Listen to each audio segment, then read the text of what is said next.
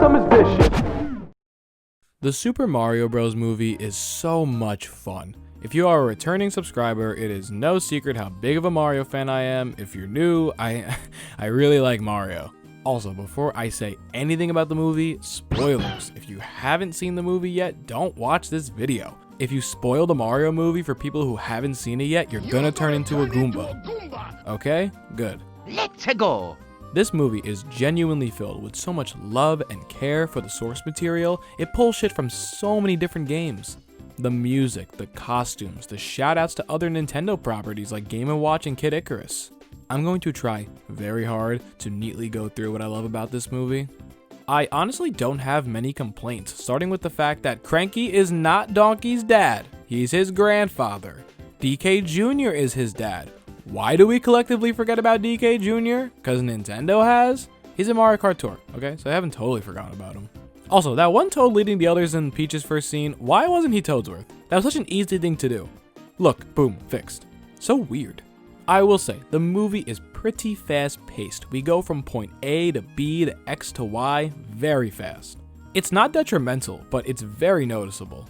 And there are a few instances where they use licensed music, which I thought was an odd choice because the movie is otherwise filled with beautiful medleys and interpretations of so many different Mario songs. I thought Holding Out for a Hero and Mr. Blue Sky were okay, but think about what like Jump Up Superstar would have sounded like here. That's all my complaining. Seriously, I don't think there's anything else I don't like about the movie besides some character stuff that we'll get to later. Okay, let's start with the obvious. When it was first announced that Illumination would be doing this movie, I think a lot of us collectively were concerned.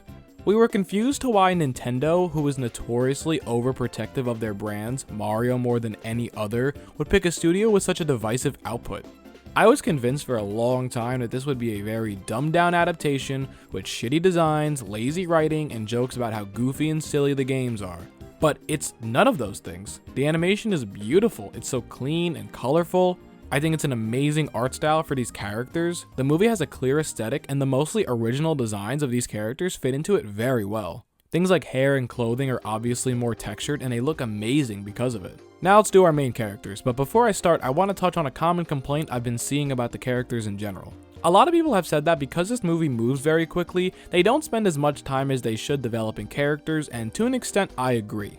Although, I don't think it's nearly as big of a problem as people have been saying. Because of this, yes, some scenes are a bit awkward, like Mario and Peach's first meeting and some of the world building, but overall I think we get the gist of these characters and what they're all about. Mario and Luigi are such loving brothers, and I absolutely adored their relationship in this movie. You see from all their scenes together that they love and care for each other deeply. Mario even weeps a bit when they're reunited, it's so fucking cute. Although for the Super Mario Bros. Movie, Luigi does seem to take a back seat, which is unfortunate. I was very happy when he gets his moment at the end with the sewer top, and I was especially happy both Mario and Luigi get the star at the end and defeated Bowser together. Chris Pratt, I owe you an apology. I was not familiar with your game. Chris Pratt was pretty fun as Mario, and I was specifically a fan of those moments where he channeled his inner Charles Martinet. Charlie Day was a really funny choice for Luigi. I think he did a great job as well. He really captured Luigi's awkwardness, and I think he was a great pick. Next up is the princess. The princess. I think she unfortunately suffers from the fast pacing the most, not getting much time to develop her as everyone else, but regardless, I think she was fantastic. Her design is beautiful, the golden hair, the big blue eyes. I've been a slave to big-eyed blonde women since that very day. Anya Taylor-Joy was an interesting pick. She has a smooth voice and is really expressive. I love her Mario deliveries being reminiscent of the games.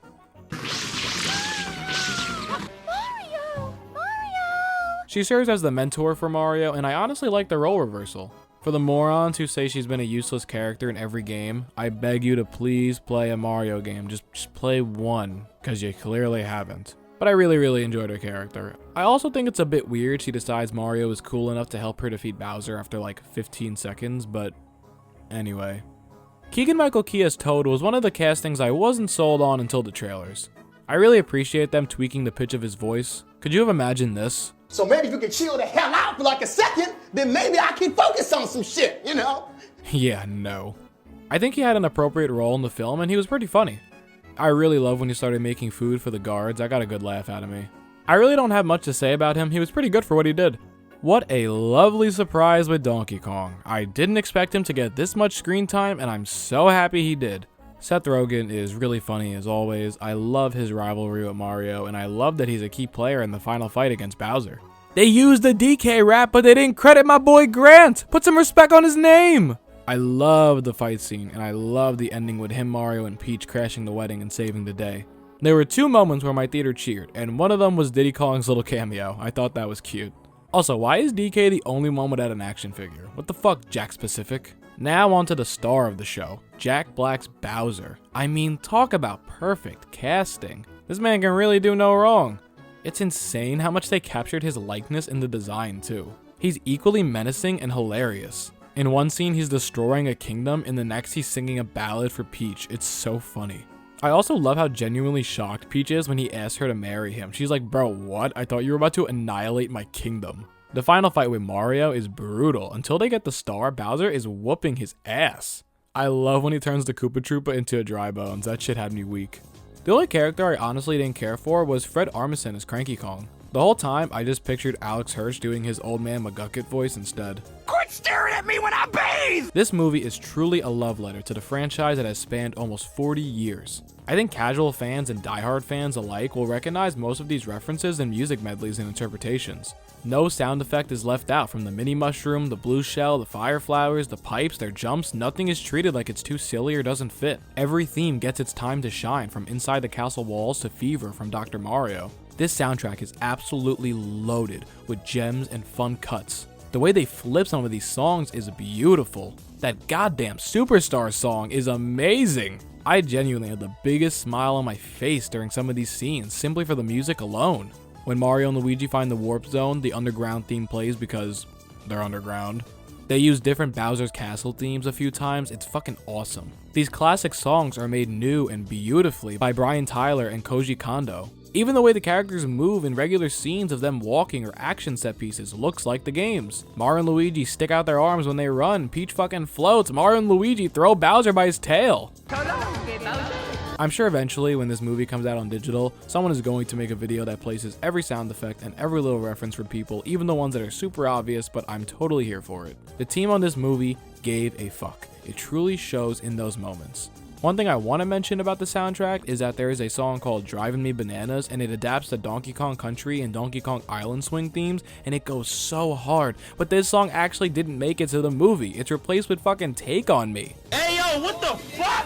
I'm begging somebody to change this for the DVD and digital releases, because it is a fucking crime against humanity. Still, it cannot be understated how much this team cared. It truly shows in every frame that the people making this movie are fans themselves and wanted this to be as faithful as possible.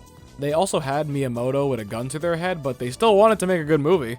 The fact that Satoru Iwata gets named in the credits is so kind. They didn't have to do that, but they did, and that is so beautiful. Remember how I mentioned my theater cheered twice? So the first time was because of Diddy Kong. The second time was because of the post-credit scene. Like I said earlier, spoilers, spoilers, spoilers. I highly encourage you to watch this movie. You're gonna turn into a Goomba! I hate this channel. No!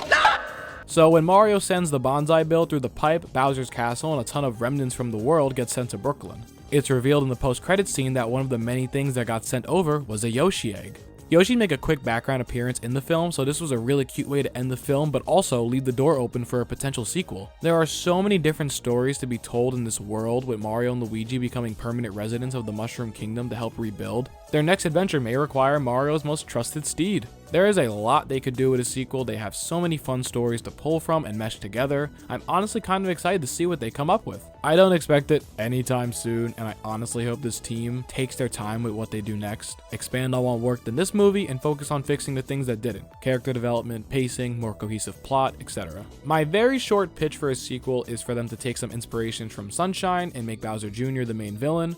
I think Jack Black as Bowser was too good to only last one film, so let's have a plot that involves Bowser Jr. infiltrating the Mushroom Kingdom as Shadow Mario to free his father from his piss jar. Maybe his adopted siblings, the Koopalings, could even show up and help him out. I don't think we need to get into Rosalina territory yet, like some other people have said. Wario and Waluigi are fan favorites that people want in the sequel very, very bad. I'm not sure how they could fit into it, but if they find a way, I'm here for it. With Bowser being captured, Bowser Jr. can take control of the Darklands and go on a rescue mission. Maybe a little twist at the end where Bowser kind of throws his son on the side and somehow becomes Fury Bowser. Now everyone has to team up to defeat him. I am not a screenwriter, it's just an idea. And finally, a lot of people, even Chris Pratt himself, have talked about a possibility of making a quote-unquote Nintendo Cinematic Universe or a Super Smash Bros. Cinematic Universe. The term Cinematic Universe has become a kind of trigger word now for a lot of people, myself included, honestly. Everyone wants one, everyone wants their Avengers Endgame, but I just don't think that's necessary. I think Super Mario has a lot to offer when it comes to films and sequels and spin-offs, and it could be really fun. So I'm not opposed to expanding this universe by any means, but I don't think they need to spend years and years building up to something big like a Smash Bros. Movie. I think they could just have fun and make movies they want to make. Do a Luigi's Mansion or a Donkey Kong Country movie. Make a movie because it's a passion project, not to maximize profit and span a series for the rest of eternity. This movie has proved that Mario gets people in the theater. I wouldn't worry about any of its sequels or spin-offs bombing financially. Overall, those are my thoughts. I've seen it twice so far. I've been listening to the soundtrack back to back to back, so I'm sure I'll see it again because it's just so enjoyable to me. What did you think of the Mario movie? Did you like it? Did you love it? Did you hate it? Thought it was mid? I'd love to know what you think in the comments below. As always, thank you for watching, and I'll see you in the next one. Mwah! Bye.